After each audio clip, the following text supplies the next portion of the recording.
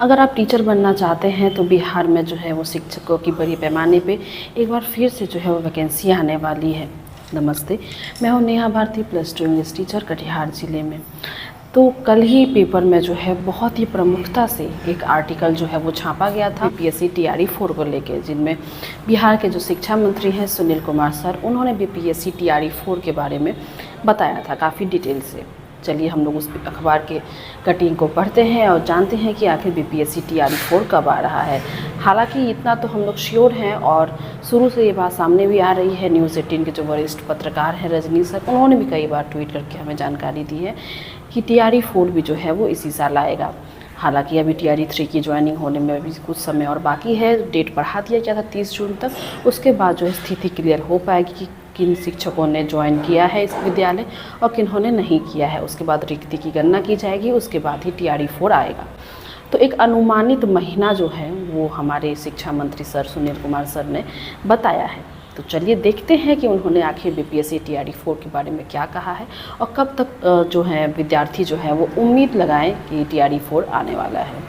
Proof का मैं कोई वीडियो नहीं बनाती हूँ। देखिए यहाँ पे शिक्षा मंत्री सुनील सर जो हैं वो बिहार के, उन्होंने क्या कहा है। 10 अगस्त से पहले होगी टीआरई 4 विशेष शिक्षक और अनुकंपा बहाली। राज्य में 10 अगस्त से पहले चौथे चरण यानी टीआरई 4 की विद्यालय अध्यापक 7279, विशेष शिक्षक और 6421 पदों पर अनुकंपा आधारित नियुक्ति कर दी जाएगी। इसके अलावा इसी समयावधि में नियोजित शिक्षकों के लिए शेष बची सक्षमता परीक्षाएं करा ली जाएंगी। इसी दौरान शिक्षकों की पदस्थापना और तबादला आदि की गतिविधियां पूरी कर ली जाएगी। प्रदेश के शिक्षा मंत्री सुनील कुमार ने इन मामलों में संबंधित विभागीय अफसरों को जरूरी दिशा निर्देश बुधवार को हुई विभागीय सभागार में हुई बैठक में दिए हैं। शिक्षा मंत्री सुनील कुमार ने बताया कि अनुकंपा आधारित नियुक्तियों के लिए परीक्षा नहीं ली जाएंगी। इनकी नियमावली को मंजूरी मिलने के तत्काल बाद इनकी नियुक्तियां कर दी जाएंगी। गौरतलब है कि अनुकंपा की नियुक्तियां 2017 से लंबित है। शिक्षा मंत्री सुनील कुमार ने बताया कि डाइट के जरिए राज्य के सभी करीब 6 लाख शिक्षकों की साल में 2 बार 1 हफ्ते की ट्रेनिंग कराने का निर्णय लिया गया। देखिए क्या कहा है। मेन बिंदु को हम लोग देख लेते हैं कि शेष रह गए स्थानांतरण व पदस्थापनाएं और सक्षमता परीक्षा की 10 अगस्त तक कराने का निर्णय। तो बहुत ही अच्छी खबर है कि आपका 10 अगस्त के पहले जो है वो टीआरई 4 होगा, ऐसा शिक्षा मंत्री सुनील कुमार सर ने कहा है। और सीएम की घोषणा पर समय पर अमल हो, ऐसा शिक्षा मंत्री जी ने कहा है कि सीएम सर जो घोषणा करते हैं उसको समय पर अमल किया जाए। वीडियो बहुत इंपॉर्टेंट है, शेयर कीजिएगा, चैनल पे न्यू है सब्सक्राइब कर दीजिएगा। आपने देखा कि सुनील कुमार सर ने टीआरई 4 के बारे में क्या कुछ कहा है।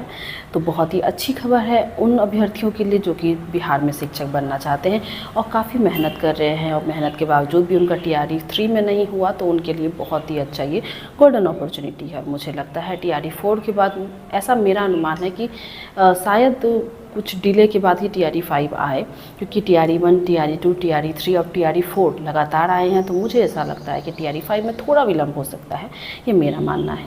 बहुत लोगों ने ये भी सवाल किया था कि दी आप जो है मेरा सिलेक्शन, जैसे मैं एक बार बता दूँ, मैं टीआरई 1 से हूँ। इसके पहले मैं नियोजित शिक्षिका थी 1 to 5 में। अभी मैं 11-12 में इंग्लिश की टीचर हूँ। तो बहुत कोई पूछते हैं कि दी आपने प्रिपरेशन कैसे किया है, वो हमें ज़रूर बताइएगा, हमें एक गाइडेंस मिल पाएगा। तो मैं आपको बता दूं कि मैंने भी 2 बुक, जब हमारा एग्ज़ाम हो रहा था टीआरई 1, तो उस समय कोई भी सैम्पल पेपर नहीं था, कुछ भी नहीं था। इनफैक्ट हमें पता ही नहीं था कि किस तरह के, किस पैटर्न के क्वेश्चन आएंगे।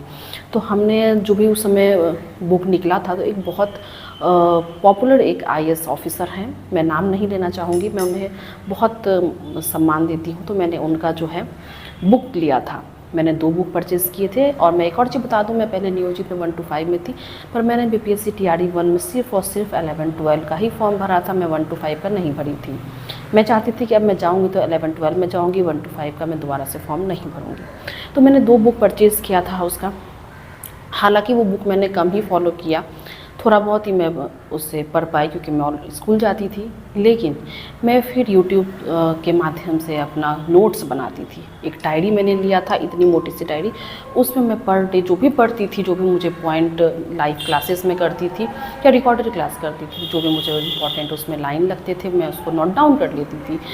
अगर आप यूट्यूब से तैयारी कर रहे हो, तो आप जब वीडियो देखते हो तो आपको लगता है कि अरे ये तो मुझे आता है, तो आपको लगता है कि ये मुझे याद रहेगा, लेकिन वो याद नहीं रहता है। अगर आपको वही चीज़ अगर आप नोट डाउन कर लोगे तो वो लंबे समय तक आपके माइंड में रहेगा, वो लिखा हुआ रहेगा। आप खुद लिखे हो तो लास्ट मोमेंट पे अगर उसको आप रिवाइज़ कर लोगे तो वो 100% आपके माइंड में रहेगा, वो नहीं जाएगा। तो मैं नोट बनाती थी, मैं समझती थी, और क्योंकि हमारे पास तो कोई सैम्पल पेपर था ही नहीं, फर्स्ट बार था वो एग्ज़ाम, तो हमें कुछ सैम्पल पेपर भी उपलब्ध नहीं थे प्रीवियस ईयर के। हालांकि TRE 2 TRE 3 के पास ये था कि उनके पास पिछले साल का था सैम्पल पेपर, तो मैं यूट्यूब से ही पढ़ती थी। अब यूट्यूब से मैं कैसे पढ़ती थी, अगर आपको इसके बारे में डिटेल से चाहिए वीडियो तो मुझे बताइएगा कमेंट सेक्शन में, मैं उसके ऊपर भी वीडियो ज़रूर बना दूँगी।